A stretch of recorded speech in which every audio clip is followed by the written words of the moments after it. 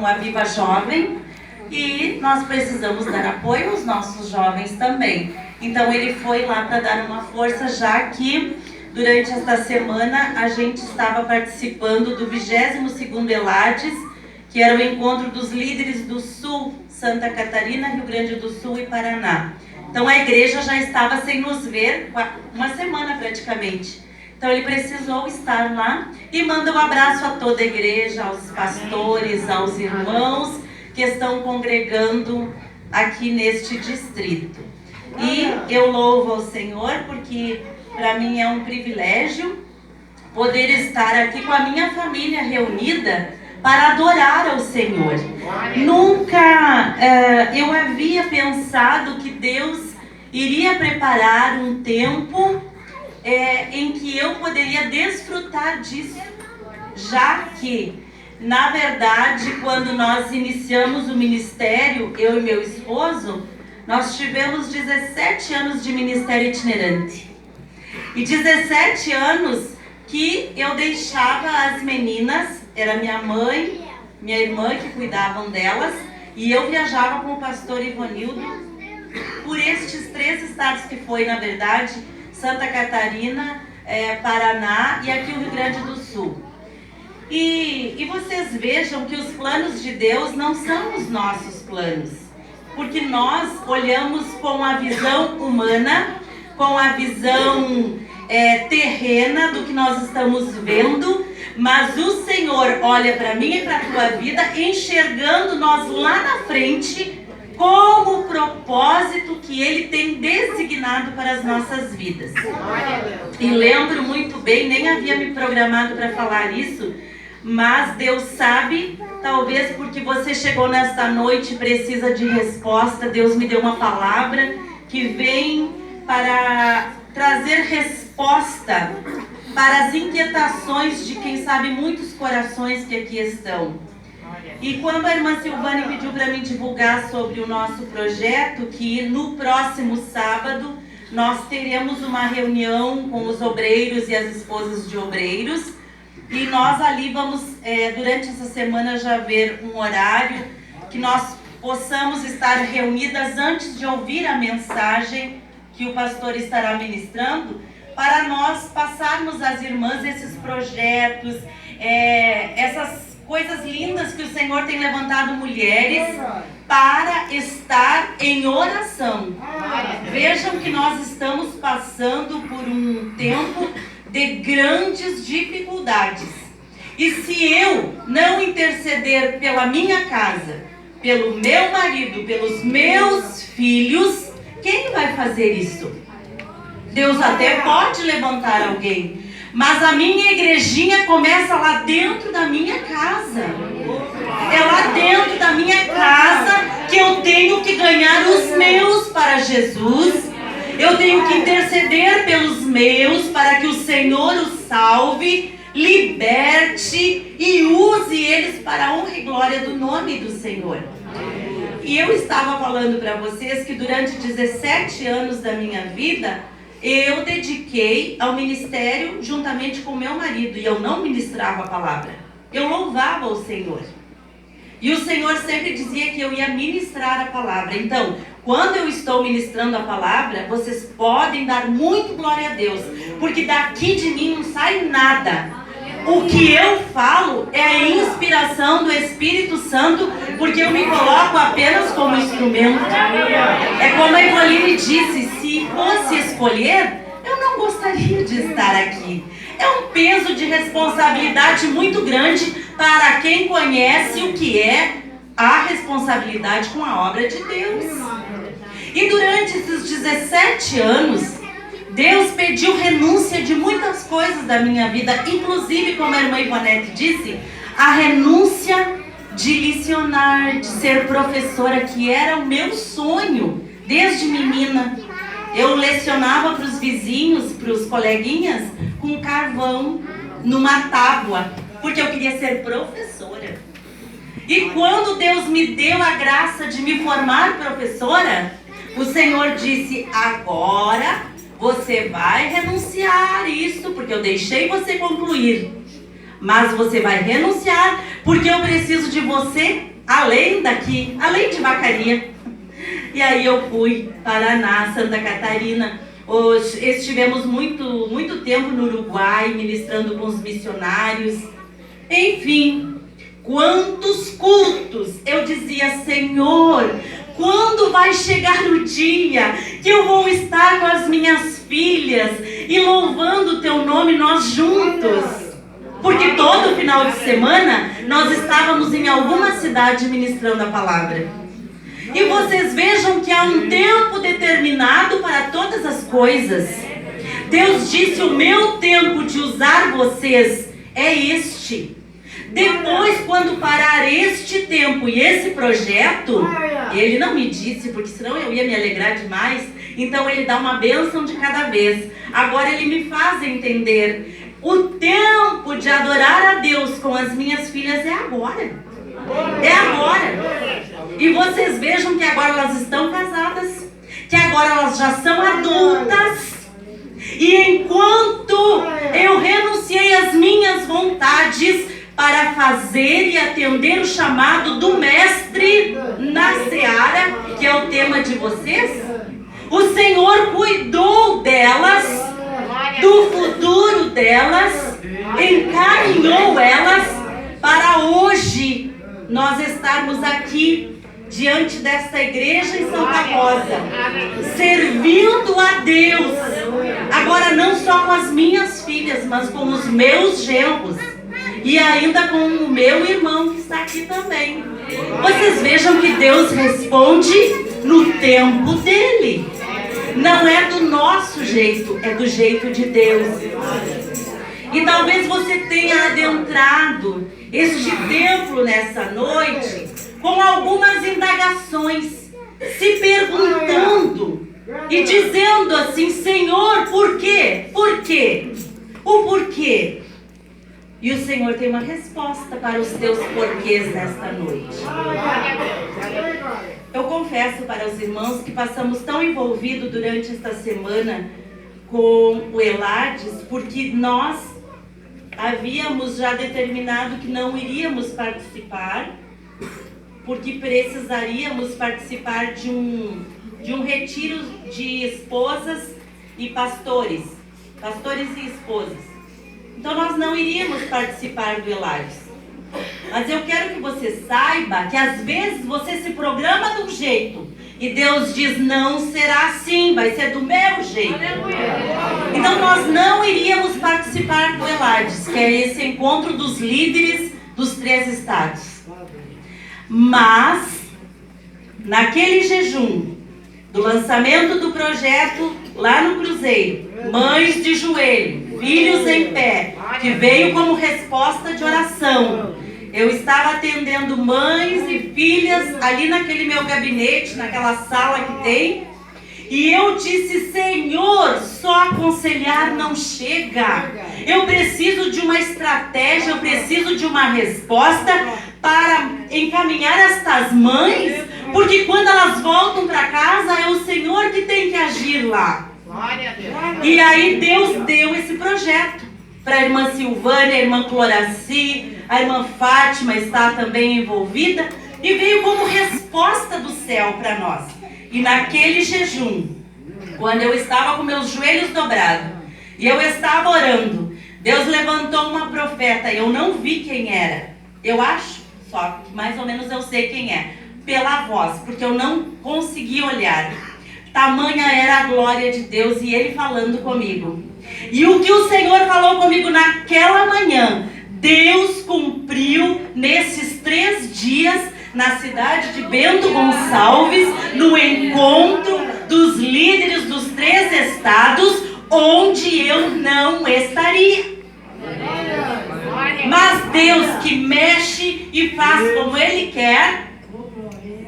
O nosso presidente da convenção cancelou o retiro das esposas e dos pastores e pediu que os pastores participassem do Elades. Então foi de última hora. De última hora para mim, mas na agenda do Senhor já estava escrito. E nesses 3 dias, Deus cumpriu tudo o que falou comigo naquela manhã. E eu tive experiências lindas com a glória de Deus. Queridos, às vezes nós queremos agir do nosso modo, pensando que nós temos a solução para todas as coisas. Pensando que do nosso jeito brasileiro nós vamos conseguir a resposta que nós precisamos. Mas o que traz a resposta para o meu e para o teu coração, para o meu e para o teu problema, e faz com que as promessas cheguem na minha e na tua vida, é o agir da mão do meu Deus. É Ele que tem a resposta para nós. E nesta tarde, eu até perguntei, eu disse, Ine, tem algum tema para estes dias ali? E aí me disse assim, acho que tem, mãe. E eu, enfim, não achei. E eu disse assim, Senhor, seja qual for o tema, se é essa palavra que o Senhor me deu desde pela manhã, então o Senhor vai calar ela no meu coração e vai fechar com o tema dos irmãos. Porque eu não estou aqui e não quero falar o que eu acho ou o que eu penso que é, o que não é, mas eu quero sim, Senhor, me colocar como instrumento nas tuas mãos para abençoar vidas que vão estar ali hoje à noite, que estão pedindo resposta para ti, Senhor.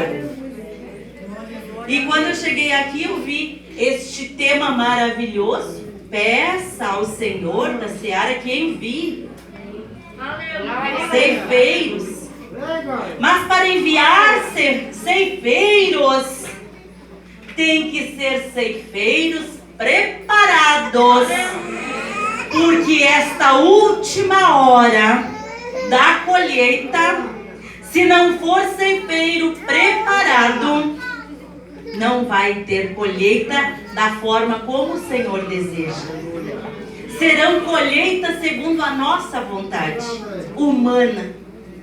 Mas a colheita que o Senhor Jesus quer e está permitindo é que todos venham ao arrependimento e a um encontro vivo e real com o Senhor da seara, para que possam estar preparados para o arrebatamento da igreja, ou para a hora que o Senhor nos chamar, sabendo para onde nós iremos, e indo com o dever, enquanto viver aqui na terra, cumprido.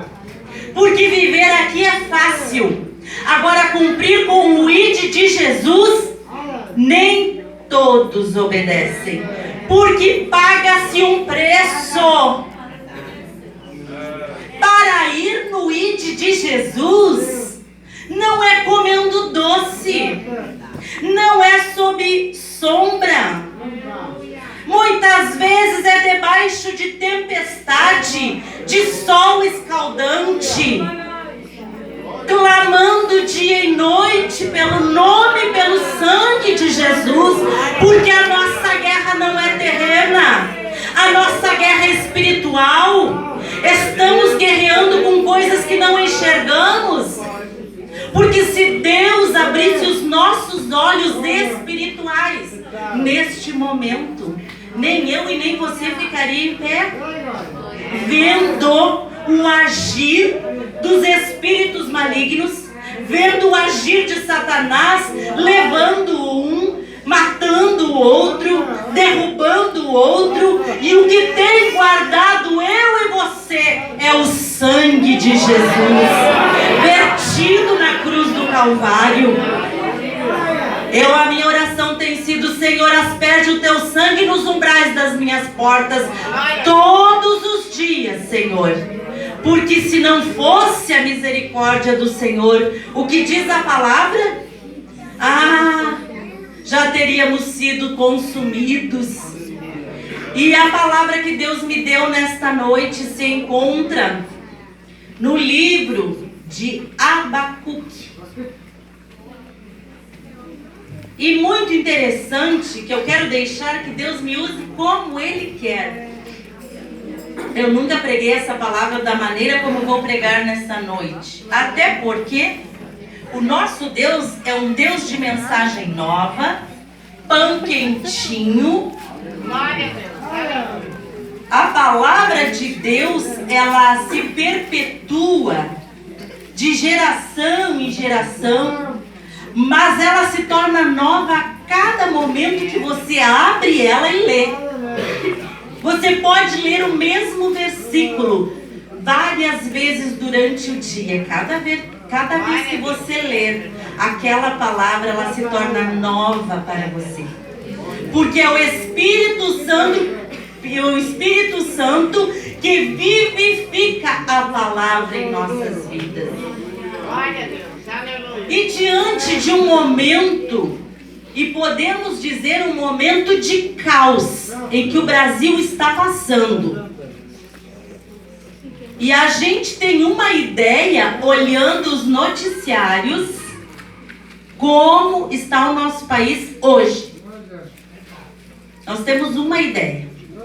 Mas se nós não nos levantarmos em oração e pedindo misericórdia, Senhor, nós veremos coisas piores. Deus está permitindo, porque nada acontece sem a permissão de Deus.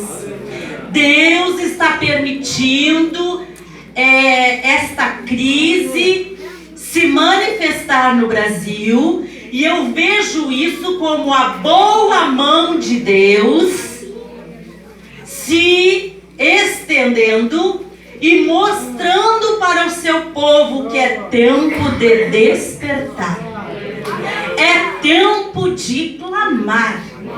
Como diz aquela palavra, rasgai os vossos corações e não as vossas vestes. Porque tem certas pessoas que deixam o problema se agigantar na vida delas de uma forma que às vezes o Senhor tem que tratar bem de pertinho, e a pessoa já não adianta mais rasgar o coração, tem que rasgar as vestes, tem que cheirar o pó e pedir misericórdia. E por que não antes? E por que enquanto está iniciando a luta já não clama? Antes de chegar a luta, antes de chegar o problema, por que não clama? Por que não jejua? Por que não paga o preço? Por que não diz, Senhor, fala comigo? Mas espera a situação chegar. E a situação chega. E às vezes ela vem como uma tempestade destruindo os teus sonhos, teus projetos. E se você não estiver alicerçado em Jesus, que é a rocha inabalável, você perde até a tua fé. Porque neste momento de provação você pensa, mas onde está o Deus que eu sirvo? E Ele está bem pertinho de você. Ele está dizendo, eu estou aqui, eu estou te acordando, eu estou te mostrando, eu estou me importando com você porque eu te amo, porque eu tenho um projeto com a tua vida, porque eu tenho algo designado para você, mas você precisa estar no centro da minha vontade para eu poder fazer o que eu desejo fazer com a tua vida. E muitos de nós, Deus tem que chegar ao ponto de dizer assim, e me permita, Ivoline, usar você, e dizer assim, filha, acorda, o que eu tenho para ti é grande, mas da forma como estás prostrada, como estás despreocupada, como estás acomodada, eu não posso. Então eu tenho que trazer uma aflição sobre você, para você entrar no prumo, ou entrar no caminho em que eu quero que você esteja. Aleluia! E eu vejo neste livro, eu pensei qual vai ser o texto-chave que eu vou ler com eles, mas Deus me levou em poucos minutos nesta tarde, porque eu ainda achava que não era esta palavra de Abacuque. E o Senhor me fez eu estudar os os 3 capítulos do livro de Abacuque. Então eu vou dizer para vocês o que Deus me revelou diante desta palavra. Talvez se eu me aprofundar num estudo mais profundo, eu vou tirar mais riquezas daqui. Mas o que Deus quer falar com vocês, Ele me deu em poucos minutos. E Abacuque, ele viveu, diz mais ou menos a história, mais ou menos uns 600 anos antes de Cristo. Antes de Jesus vir a esta terra e pagar um preço de sangue para nos libertar. Então há um histórico aqui que teria que ser bem estudado para falar. Mas a mensagem que Deus quer trazer ao nosso coração no livro de Abacuque é que Abacuque, ele era um profeta de Deus. E você conhece um profeta de Deus? Eu conheço. Profeta de Deus paga preço.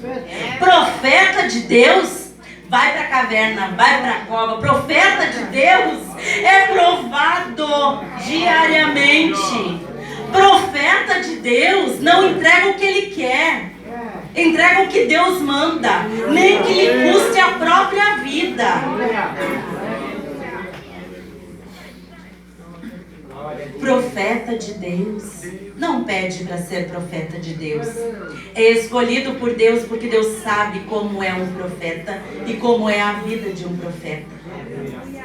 E Abacuque, aqui me diz no capítulo 1 que ele foi se queixar aos pés de Deus, porque naquela época, 600 anos antes de Cristo, era Deus Pai que mandava em todas as coisas. E Jesus ainda não tinha vindo e não era conhecido como nós conhecemos Ele hoje. Hoje nós temos Deus Pai, Deus Filho e Deus Espírito Santo. Que o Deus Filho é Jesus que veio a esta terra para trazer o perdão dos nossos pecados. O castigo que estava sobre nós Ele levou. E Ele, através do sacrifício dele na cruz do Calvário, Ele comprou a minha e a tua liberdade. Pela Bíblia somos um povo gentil, que não tinha direito a nada e nem a salvação. Somente os judeus tinham direito. Mas quando os judeus não aceitaram, Deus abriu a oportunidade e chegou até nós através de Jesus Cristo.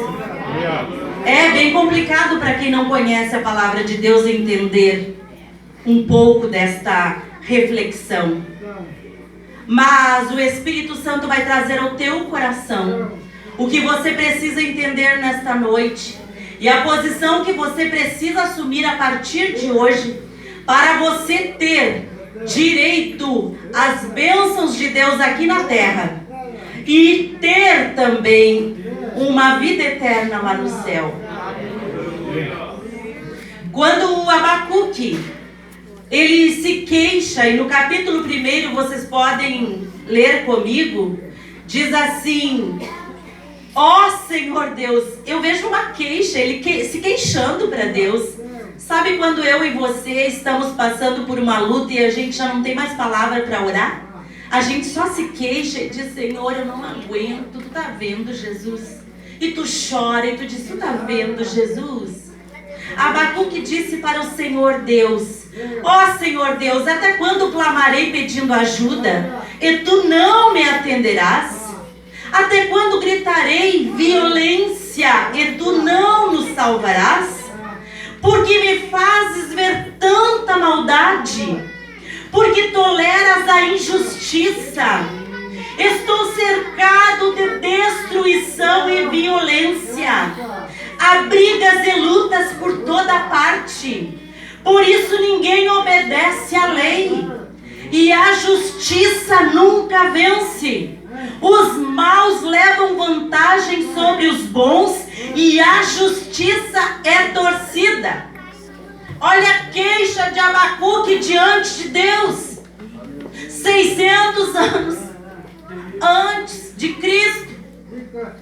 E qual é a realidade que nós estamos vivendo hoje, queridos?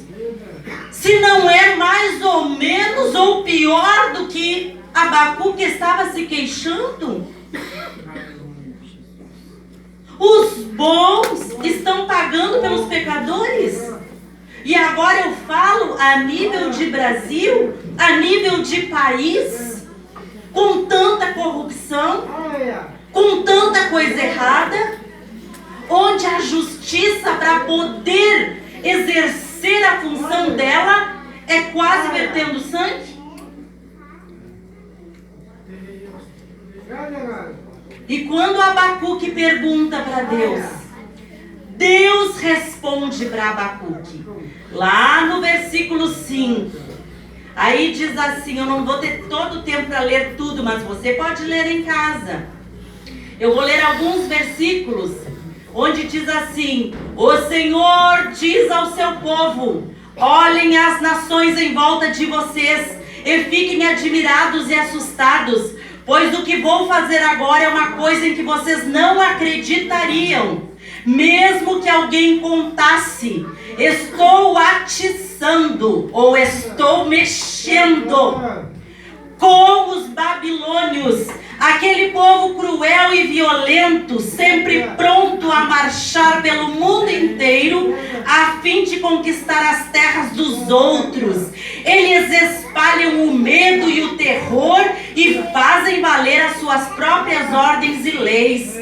Os seus cavalos são mais rápidos do que os leopardos, são mais ferozes do que os lobos do deserto. Os seus cavaleiros avançam montados e eles vêm correndo de longe, rápidos como a águia, quando se joga sobre o animal que ela está caçando. Os soldados avançam ansiosos para conquistar conforme avançam. Eles vão espalhando o terror. Os seus prisioneiros são muitos, são mais numerosos do que os grãos de areia da praia. Os soldados babilônios zombam dos reis e caçoam dos governadores. Eles riem das fortalezas, levantam uma rampa de ataque e as conquistam. Depois vão em frente como o vento que passa. Eles não adoram outro Deus senão a sua própria força. Nessa visão de Abacuque pergunta, se queixa, e Deus responde para ele. Esses babilônios, eles foram classificados, se assim a gente pode dizer, como os caldeus, que eram um povo que naquela época eles estavam usados por Deus para prejudicar o povo de Judá, que era o povo de Deus. E eles, através dos seus senhores, que eram os babilônios, eles cobravam, através da política, um imposto do rei. E isso foi gerando neles, foi gerando naquele tempo uma corrupção tal, a ponto deles crescerem roubando dos pobres. Mais adiante nós vamos ver os versículos. É muito amplo o que Deus me deu aqui e talvez teria que ser um seminário para nós estudarmos. Mas Deus abriu minha mente para entender o porquê que muita gente só prega, ainda que a figueira não produza frutos e as parreiras não deem uvas, ainda que não haja azeitonas para apanhar, nem trigo para colher, ainda que não haja mais ovelhas nos campos, nem gado nos currais, mesmo assim eu darei graças ao Senhor e louvarei a Deus, o meu Salvador. O Senhor Deus é a minha força, Ele torna o meu andar firme, como de uma corça e me leva para as montanhas, onde estarei seguro. Eu vejo muito pregar sobre isso.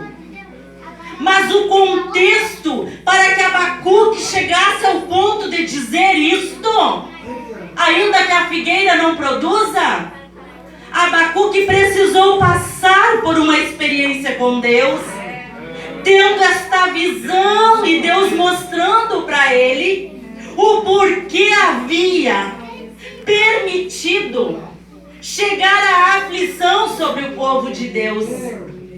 E aí, se você for continuando a ler, você vai ver que lá no versículo 12, Abacuque começa a se inquietar e a se queixar para Deus de novo.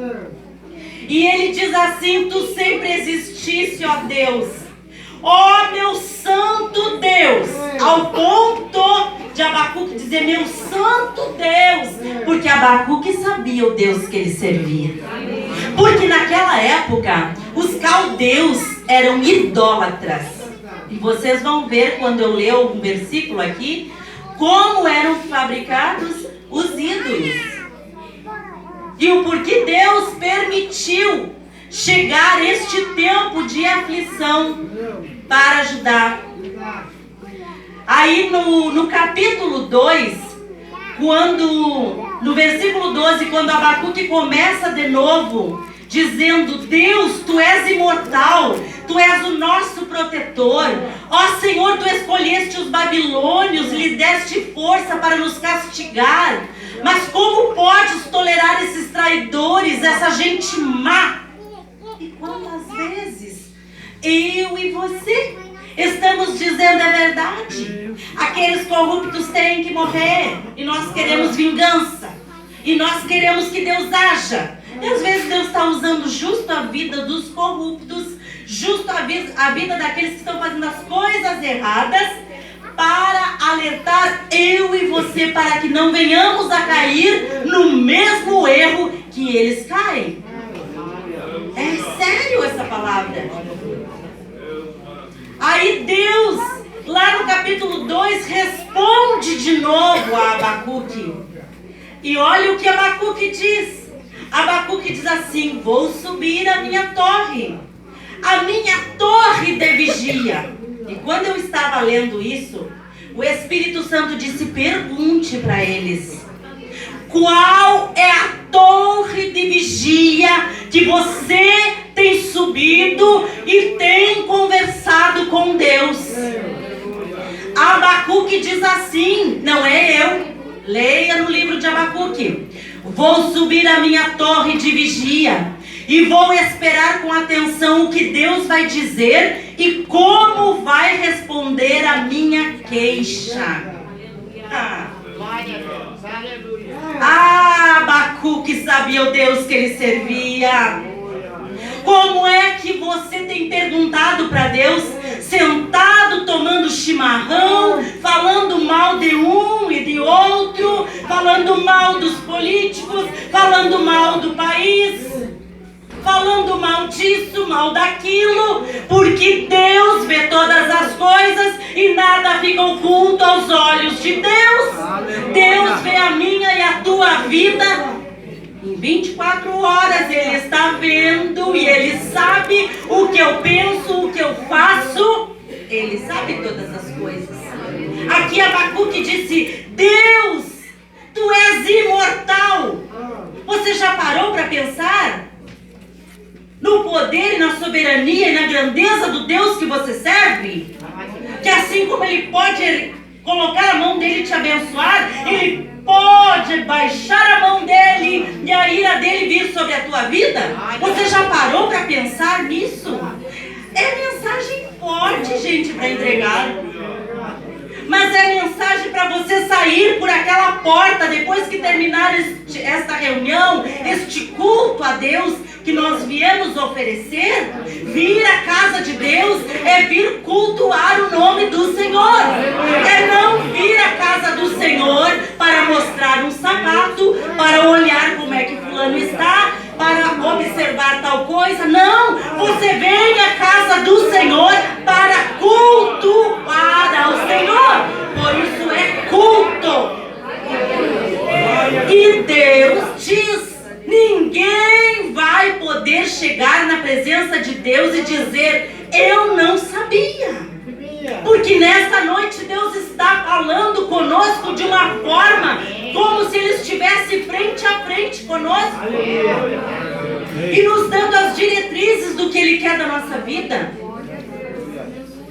diz que chega desse tempo de brincadeira, de brincar de ser crente, de brincar de vir na igreja só quando está em aflição, vir na igreja só quando precisa do Senhor, vir na igreja só quando tem escala, vir à igreja somente quando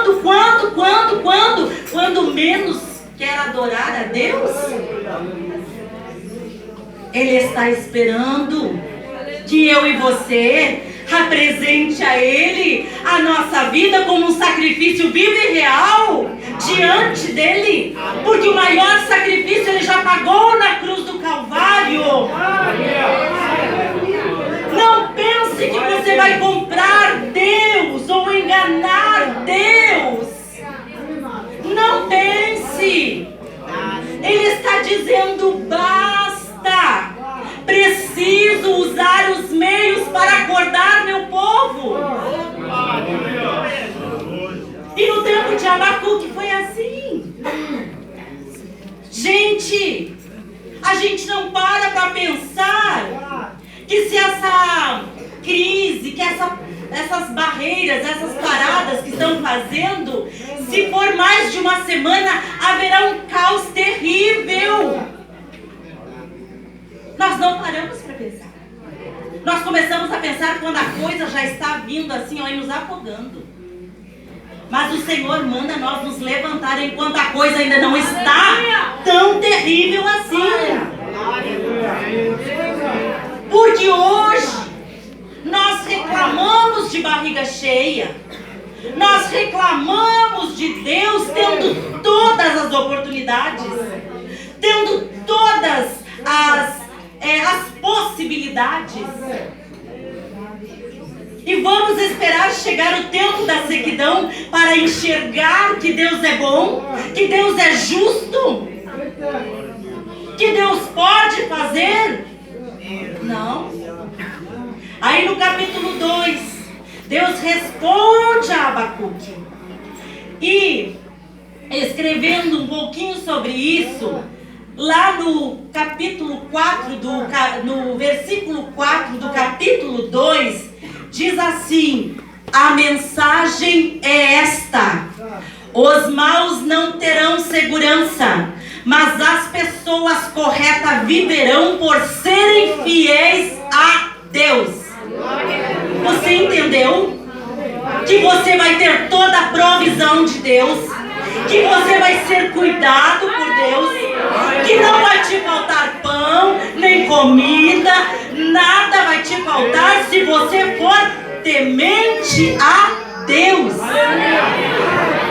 E quem sabe se eu e você somos tementes a Ele, é Ele.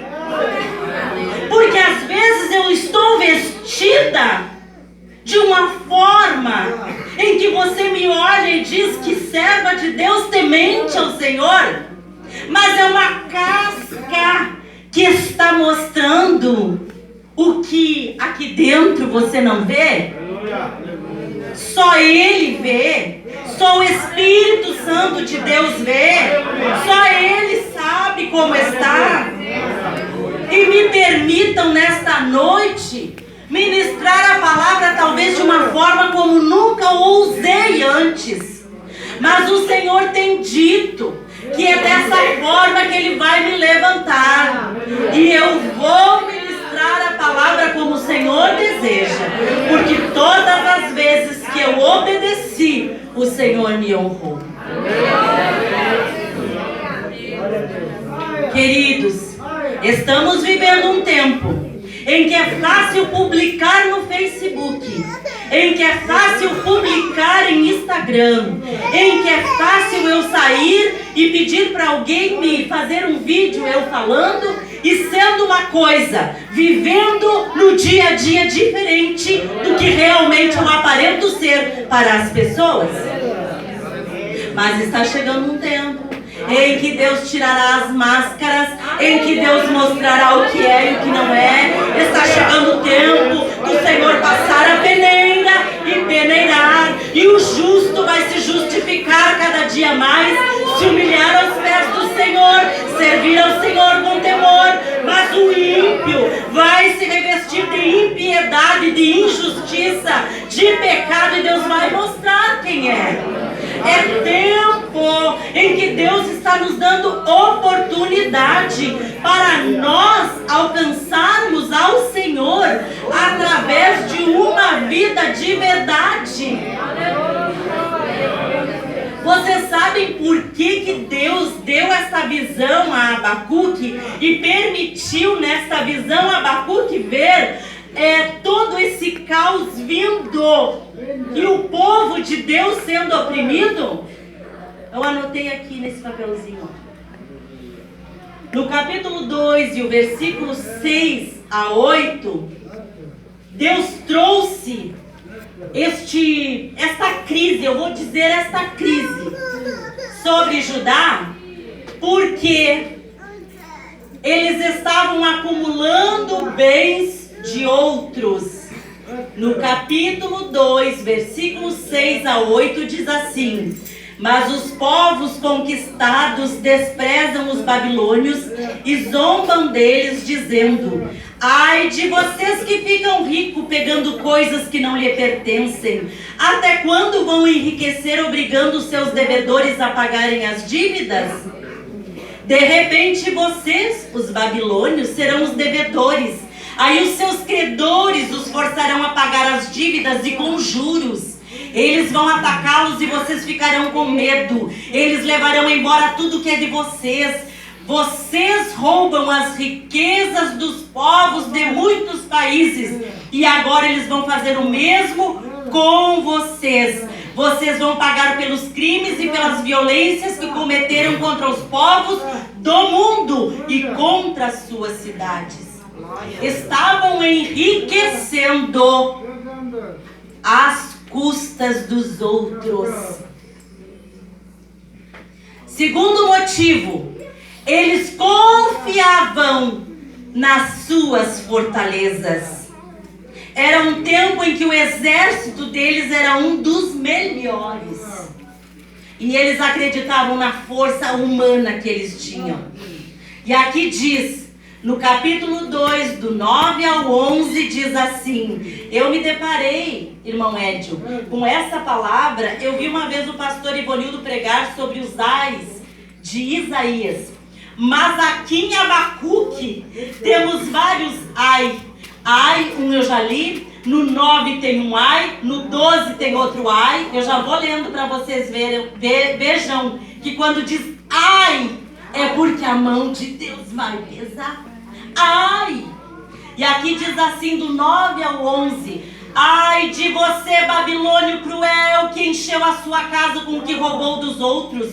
Com isso você quis se proteger de todo perigo e escapar dos seus inimigos.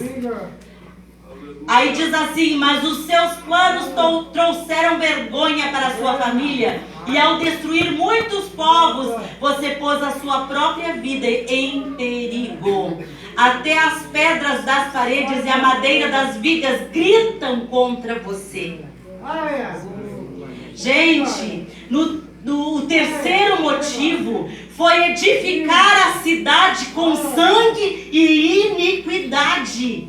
No capítulo 2, do versículo 12 ao 14, diz assim: ai de você, pois construiu a sua cidade sobre um alicerce de crime e de injustiças. Todo trabalho não vai adiantar. Todo o trabalho forçado dos povos que você conquistou não vai adiantar nada, e o que eles construíram vai ser destruído pelo fogo. Foi o Senhor Todo-Poderoso quem fez isto. Na visão, Abacuque enxergava tudo isso acontecendo. Aí aqui eu escrevi o seguinte: os babilônios construíram com violência e opressão. Deus não aprova quem leva vantagem sobre os outros. Essa palavra é para nós, querida igreja. Quantas vezes estamos dando glória a Deus e aleluia e oprimindo o nosso irmão?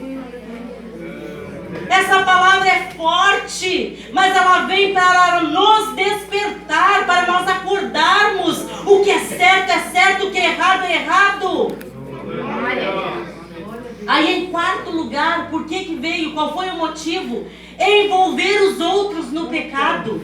No capítulo 2, versículo 15 a 17, diz assim: ai de você, pois dá ao seu companheiro vinho misturado com drogas, ele fica bêbado, tira a roupa e todos o veem nu. É você que vai perder a sua honra e ficar coberto de vergonha, pois o Senhor vai fazer você beber o copo da sua ira e você também ficará bêbado. Em vez de receber homenagens, você será humilhado. Isso quer dizer que se nós agirmos pensando em derrubar alguém, em enganar alguém, Deus fará virar o cativeiro. A Bíblia diz que tudo que semearmos nós vamos colher. Cuida com os teus pensamentos. Não espera Deus pesar a mão sobre a tua vida para você tomar um novo rumo. No quinto motivo, e esse então fala, praticar idolatria. Aquele povo estava idólatra no último, no capítulo 2, e o versículo 9 ao 12, fala, onde diz assim, só um pouquinho, no 19 diz assim, no 18, que valor tem um ídolo